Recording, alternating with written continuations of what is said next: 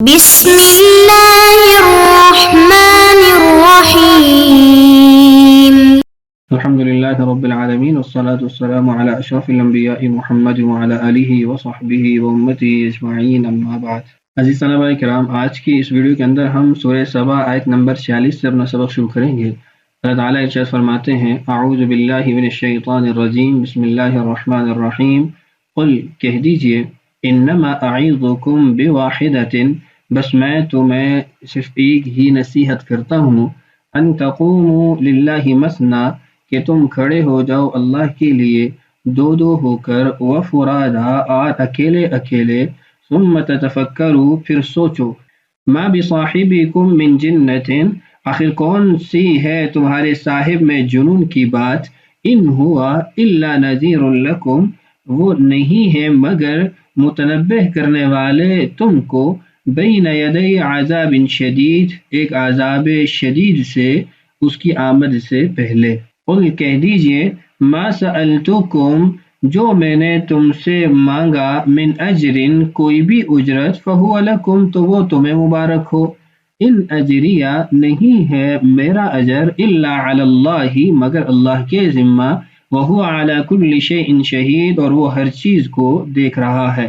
قل، کہہ دیجئے، ان ربی، بے شک میرا رب، یقذف بالحق، وہ حق کو اوپر سے نازل کرتا ہے، اتارتا ہے. یا پھر دوسرا ترجمہ کہو، بلا شبہ میرا رب وہ چوٹ لگاتا ہے حق کے ذریعے، یعنی باطل پر. علام الغیوب، وہ تمام پوشیدہ حقیقتوں کا جاننے والا ہے. قل، کہہ دیجئے، جاء الحق، حق آ گیا، وما یبدئ الباطل، اور نہ کچھ کر سکا باطل حق کے خلاف پہلے، وما یعید، اور نہ آئندہ کچھ کر سکے گا. دوسرا ترجمہ، قل، کہہ دیجئے، جاء الحق، حق آ چکا، وما یبدئ الباطل، اور باطل میں نہ کچھ شروع کرنے کا دم ہے، وما یعید، نہ دوبارہ کرنے کا دم ہے. قل، کہہ دیجئے، ان ضللت، اگر میں سیدھے راستے سے بھٹکا ہوں، فإنما أضل على نفسی، تو میرے بھٹکنے کا نقصان بھی مجھے ہی ہوگا. وإن اهتديت، اور اگر میں ہدایت پر ہوں، فبما یوحی الی ربی، تو یہ اس وحی کی بنا پر ہے جو اس نے بھیجی ہے میری طرف. انہ سمیع، بے شک وہ سب کچھ سننے والا ہے، قریب، قریب ہے. آج کی اس ویڈیو میں ان آیات کی بابت جو جلالین کی عبارت ہے اس کو انشاءاللہ پڑھتے ہیں. دیکھیے، قل، کہہ دیجئے، انما، بے شک میں، اعظکم، تمہیں نصیحت کر رہا ہوں، یعنی ادعوکم بنصیحت، یا انا انصحکم، میں تمہیں نصیحت کر رہا ہوں، بواحدۃ، صرف ایک ہی.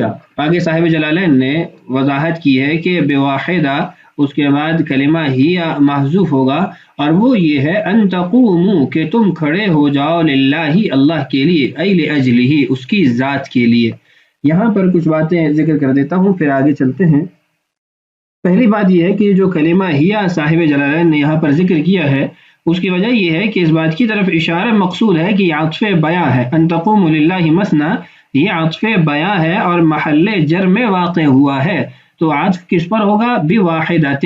قل انما اعظکم بان تقوموا للہ، قل انما اعظکم بواحدۃ. تو یہ محل جر میں ہے، اور دوسرا یہ کہ یہ عطف بیان ہے، اسی لیے اس کی وضاحت ہیا کے ساتھ کی، ہی ان تقوموا للہ مثنی. للہ، آگے اس کی وضاحت کی، لاجلہ، اللہ کی ذات کی خاطر، یعنی لا مراعاۃ لی، رسول اللہ صلی اللہ علیہ وسلم کی رعایت کو بھی چھوڑو، ولا رعایۃ لآبائکم، اپنے آباء و اجداد کی رعایت کو یا ان کی اتباع کو بھی چھوڑو، ایسے ہی اپنی حمیت کو، اپنے کبر نخوت، سب کو ایک طرف چھوڑو، صرف اللہ کے لیے تم کھڑے ہو جاؤ. اور تیسری بات یہاں یہ ذکر کر دوں کہ ان تقوموا سے مراد قدمین پر کھڑا ہونا نہیں ہے کہ اپنے پاؤں پہ اٹھ کے کھڑے ہو جائیں، بلکہ یہ کنایا ہے. کنایا اس بات سے ہے کہ تم سنجیدگی سے یہ عمل کرو، سنجیدگی سے تم اس کام کو انجام دو. یہ ایسے ہی ہے، اللہ تعالیٰ نے جیسے ان تقوموا للیتامی بالقسط کا کلمہ ذکر کیا ہے کہ وہاں پر یہ نہیں ہے کہ یتیم کو دیکھ کر اس کے سامنے اپنے قدمین پہ کھڑے ہو جائیں، وقوف اختیار کر لیں، ایسا نہیں ہے، بلکہ ان تقوموا کا مطلب یہ ہے کہ تم سنجیدگی کے ساتھ اس کام کو سوچو، سنجیدگی کے ساتھ اس معاملے کو لو. اچھا، مثنی ای اثنین اثنین، دو دو ہو کر. صاحب جلالین نے مثنا کی وضاحت کی اثنین اثنین جو کہ عدد پر دلالت کرتا ہے کہ دو دو ہو کر، وہ فرادا اور اکیلے اکیلے، واحدن واحدن ایک ایک کر کے. یہاں اس بات کی وضاحت کر دوں کہ مثنا آیا اس سے صرف دو کا عدد ہی مراد ہے یا اس سے ایک سے زائد افراد مراد ہیں، دو ہوں یا دو سے زائد ہوں. تو اس میں مفسرین کی دو آراء ہیں. ایک رائے وہی ہے جس کو صاحب جلالین نے ذکر کیا ہے کہ اثنین اثنین، دو دو ہو کے سوچو، اس لیے کہ زیادہ آراء ہوں گی تو اس میں پھر اس طرح پیدا ہو جاتا ہے، اس میں اور زیادہ یعنی تشتت افتراق پیدا ہو جاتا ہے. تو دو دو ہو کے سوچیں گے تو اس میں زیادہ آراء نہیں آئیں گی. جبکہ کچھ مفسرین کا یہ کہنا ہے کہ مثنا یہ مجرد دو کے عدد کے لیے نہیں ہے، بلکہ اکثر من واحد، ایک سے زائد عدد، چاہے وہ 3 ہو، 4 ہو، 5 ہو، 2 ہو، 10 ہو، 20 ہو، وہ اس سے مراد ہے. اور اس کی مثال قرآن پاک میں ہمیں اور مقامات پر بھی ملتی ہے. اللہ تعالیٰ نے سورہ ملک میں ارشاد فرمایا فرجع البصر هل ترى من فطور ثم ارجع البصر کرتین. کرتین تثنیہ کا صیغہ ہے لیکن اس سے مراد کرات ہے، مرات ہے، بار بار. تو تثنیہ کا صیغہ جمع کے معنی میں بھی استعمال ہوتا ہے. تو ان مفسرین کی رائے ہے کہ یہاں پر مثنا سے مراد اکثر من واحدن ہے. اور اس کا فائدہ یہ بتایا کہ جب ایک سے زائد افراد اکٹھے ہوں گے تو ان کی آراء زیادہ بہتر ہوں گی اور زیادہ مضبوط رائے ان کی سامنے آ سکے گی، ان کو سوچنے سمجھنے میں آسانی ہوگی. بہرحال دو دو ہو کے، ایک ایک ہو کے تم سنجیدگی کے ساتھ کیا کرو، تتفکرو ثم تتفکرو، پھر تم سوچو. کیا سوچنا ہے اس کی آگے وضاحت موجود ہے. فتعلموا، تو تمہیں معلوم ہو جائے گا، ما بصاحبکم، کہ نہیں ہے کوئی بھی ایسی بات تمہارے ساتھی کو، من جنت، جنون کی، یعنی جنون کی کوئی بھی بات یا کوئی بھی ایسی علامت ان میں نہیں ہے. ما بصاحبکم اس سے مراد رسول اللہ صلی اللہ علیہ وسلم کی ذات ہے، اور جنہ سے مراد جنون ہے. اور یہاں پر یہ جو کلمہ صاحب کو کم ضمیر مخاطب کی طرف منسوب کر کے ذکر کیا گیا ہے، اس کے اندر اس بات کی طرف اشارہ ہے کہ کوئی اجنبی شخص نہیں ہے، تم میں سے ہی ایک ہے. تم ان کو اچھے طریقے سے سمجھتے ہو، جانتے ہو، تمہارے سامنے ان کا کردار ہے، تمام تر امور تمہارے سامنے ہیں، تو تمہارا انکار نہیں بنتا. تمہیں تو سب سے پہلے ان کی بات کو قبول کرنا چاہیے. تمہارا تو یہ حق بنتا ہے کہ تم سب سے پہلے ان کی بات کو مانو، اس لیے کہ ان کا تمام تر عمل، تمام تر امور وہ تمہارے سامنے روز روشن کی طرح موجود ہیں. تو ما بصاحبکم من جنہ، یہ یعنی نتیجہ یہ سوچنے کی بات ہے. تم نے یہ سوچنا ہے کہ یہ جو ہمیں بتا رہے ہیں یہ کوئی مجنون تو نہیں ہے، ان کی باتیں قابل غور، قابل فکر ہیں. تو اس لیے پھر تم اس سوچ فکر کے بعد حقیقت کو پہنچ جاؤ گے، حقیقت کو پالو گے. ان بمعنی ما، پہلے بھی اس کے متعلق بات ہو چکی ہے بارہا. ہوا نہیں ہے وہ، الا مگر، نذیر لکم تمہیں متنبہ کرنے والے، تمہیں ڈر سنانے والے، بین یدی، یدی کا ترجمہ کیا قبل، اس سے قبل کے، عذاب شدید، سخت عذاب تمہیں آ کر لاحق ہو جائے، فی الآخرۃ ان عصیتموہ، آخرت کے اندر اگر تم نافرمانی کرتے رہو گے. یہاں پر یہ جو عذاب ہے بین یدی عذاب شدید، ویسے بین یدی کا کلمہ قرب کے لیے استعمال ہوتا ہے کہ قریب میں جو عذاب واقع ہونے والا ہے تو وہ دنیا میں بھی ہے اور آخرت میں بھی ہے. یعنی یہ اپنے عمومی معنی میں ہے. دنیا کے اندر تو بدر کا مقام میں اور ایسے ہی دیگر جنگوں کے اندر ان کو عذاب دے دیا گیا اور ان کے سرداران کو قتل کر دیا گیا. تو یہ دنیا کا عذاب تھا، اور آخرت کا عذاب بھی سخت اور شدید وہ ان کے انتظار میں ہے. شدید بمعنی القوی ہوتا ہے کہ وہ قوی عذاب وہ ان کا انتظار کر رہا ہے.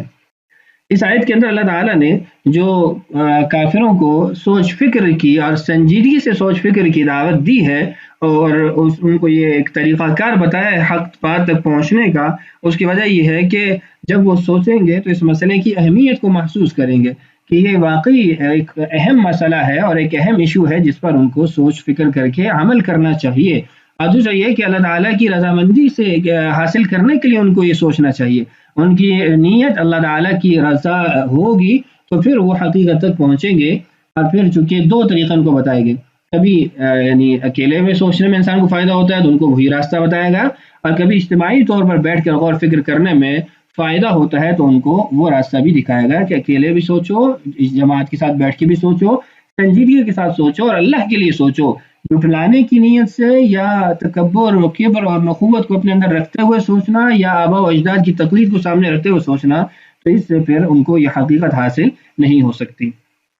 قل کہہ دیجئے، لہم ان لوگوں سے، صاحب جلالین نے وضاحت کی کہ کن سے کہنا ہے، ان کی وضاحت کر دی کہ ان لوگوں سے کہہ دیجئے، ما سألتکم، جو میں نے تم سے طلب کیا، علی الانذار والتبلیغ، متنبہ کرنے پر اور تبلیغ کرنے پر، من اجر، کوئی اجر، فہو لکم، تو وہ تمہیں مبارک ہو۔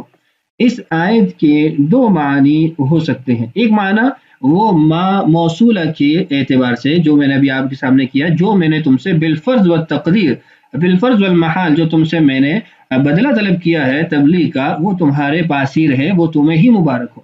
اور دوسرا یہ ہے کہ ما یہ شرط کے معنی میں، ان سال تم، اگر میں تم سے کوئی اجرت طلب کروں تبلیغ پر، انذار پر، تو وہ تمہیں مبارک ہو، تمہاری ہی ہے، میں تم سے لینے والا نہیں ہوں۔ تو ماں کو شرطیہ بھی بنا سکتے ہیں اور ماں کو موصولہ بھی بنا سکتے ہیں۔ موصولہ بنانے میں بھی یہ جو فا یہاں پر موجود ہے تو اس پہ کوئی اعتراض نہیں ہو سکتا، اس لیے کہ موصول صلہ بھی اس کے اندر بھی شرط کا معنی پایا جاتا ہے، ایک اعتبار سے اس میں بھی شرط کا مفہوم پایا جاتا ہے، تو اس لیے یہاں پر فہوا اس کے اوپر فا داخل ہوا جو جواب اس کا بن رہا ہے۔ تو بہرحال اگر بالفرض و تقدیر میں تم سے کوئی مانگتا بھی ہوں بدلہ، تو وہ تمہیں ہی مبارک ہو، تمہارے پاس ہی رہے۔ آگے اس کی وضاحت ہے، الا اسلکم علیہ اجرا، میں تو تم سے مانگتا ہی نہیں کوئی بدلہ، اگر کوئی بدلہ مانگ رہا ہوتا تو پھر تمہارے اوپر یہ چیز بھاری گزرتی کہ یہ ہم سے مال بٹورنا چاہتے ہیں، جبکہ ایسی بات بالکل بھی نہیں ہے۔ ان اجریہ، نہیں ہے میرا اجر، ای ما ثوابی، ان بمعنی ما، اس کی وضاحت کر دی، اور اجری سے مراد ثوابی بدلہ، علی الانذار والتبلیغ، میرا متنبہ کرنے پر اور تبلیغ پر جو بدلہ ہے وہ اللہ کے، الا علی اللہ، وہ نہیں ہے مگر اللہ کے ذمے، وہ تو اللہ نے مجھے عطا کرنا ہے، وہ ہوا، اور وہ علی کل شیء، ہر چیز کو، شہید، دیکھنے والا ہے، اور وہ ہر چیز کا مشاہدہ کرنے والا ہے، اے مطلع یعلم صدقی، وہ مطلع ہے اور اس کو میری سچائی کا بھی علم ہے، وہ اس کو جانتا ہے۔